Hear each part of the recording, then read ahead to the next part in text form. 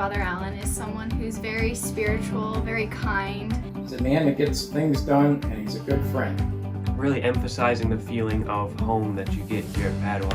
He's a person who knows what he wants, cares about what he's doing, and he gets the job done. Two things. One, Italian, Okay. and secondly, stubborn.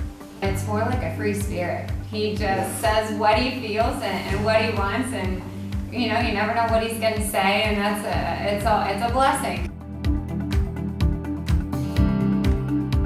I met Father Allan at the Padua golf outing a couple of years ago, and I said to my friends, he reminds me of Friar Tuck. I was in St. Louis, and I think I was still principal at the time, and the provincial, John Doctor, took you and I out to lunch to a restaurant that the friars go to in St. Louis, and yet I was very impressed. Everyone who was walking into the restaurant, you seemed to know who they were, and more importantly, you seemed to know their net worth and what they were doing, and you know, how you could network with them, and I thought, this would be a great president someday at Padua High School. There was, I think we had mass or something, and afterward I came up to him and introduced myself to him, and we were talking and sharing stories. So it was really nice. He made a really nice impression on me because he made time for me and talked to me. The first time I met Father Allan was at the Red, White, and Bruin. It was a great chance to see him and actually meet him for the first time, kind of outside of the school setting, in a more social setting, and it was a lot of fun. 2 years ago in concert choir when we went to go perform a song in his office, and it was kind of long, but he was very nice, very supportive, and said we were really good and he really enjoyed it, and it was really nice talking to him. One of the things I really enjoyed about Father Allan was how he would weave these Italian phrases into his message whenever he was addressing a crowd. I remember there was one late night, we were rehearsing White Christmas. It was one of our last rehearsals before we opened. He was working late, and I honestly think he didn't realize we were there and sort of heard music coming from the gym, so he came over from his office and he just stood there and watched. And it was a real joy and a real pleasure to see him being so excited about what the community was doing. I remember on my Kairos back in December, Father Allan was holding a mass for us, and we were all happy and hugging each other at the sign of peace. And I went to give Father Allan a handshake, and he said, "Hey, what about me? I want a hug."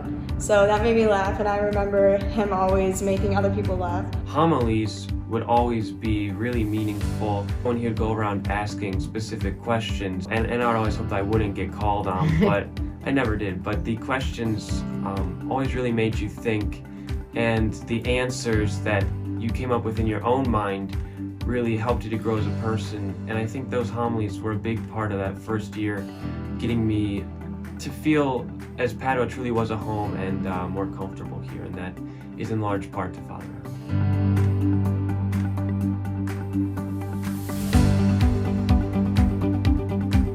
It's impossible to overstate the impact that Father Allan has had on the Padua community.